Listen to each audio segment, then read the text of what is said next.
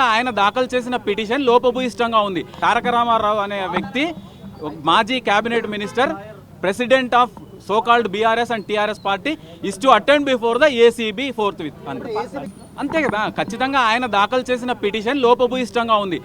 Quash petition అంటే ఏదో చిన్నపాటి లోపం ఏదైనా దొరికితే కనీసం దాన్ని అనవసరంగా తన మీద రుద్దినప్పుడు అయితే మాత్రమే క్వాష్ పిటిషన్లు హైకోర్టుకు వస్తాయి.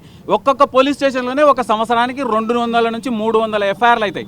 అంటే అన్ని పోలీస్ స్టేషన్లు అన్ని కేసులు రావు కదా. ఇక్కడ దాఖలయ్యేది 1000-2000 క్రిమినల్ పిటిషన్ల కంటే కూడా ఎక్కువ ఉండవు. పూర్తి స్థాయిలో ఒక క్యాబినెట్ మినిస్టర్గా, ఒక పార్టీ ప్రెసిడెంట్గా, after accepting 47 crores as electoral bonds, అవి election commission of India disclosed the same news in the form of affidavit before the honourable Supreme Court. అందులో స్పష్టంగా చెప్పింది బీఆర్ఎస్ పార్టీకి 47 కోట్లు గ్రీన్ కో కంపెనీ చెల్లించింది ఎలక్ట్రల్ బాండ్స్ రూపంలో. ఆ ఎలక్ట్రల్ బాండ్స్ మరి ఎఫ్ఈఓకి గ్రీన్ కోకి ఏం సంబంధం అంటే, ఎఫ్ఈఓ ఫార్ములా ఈ కార్ ఆపరేషన్స్ కంపెనీ ఏదైతే ఉందో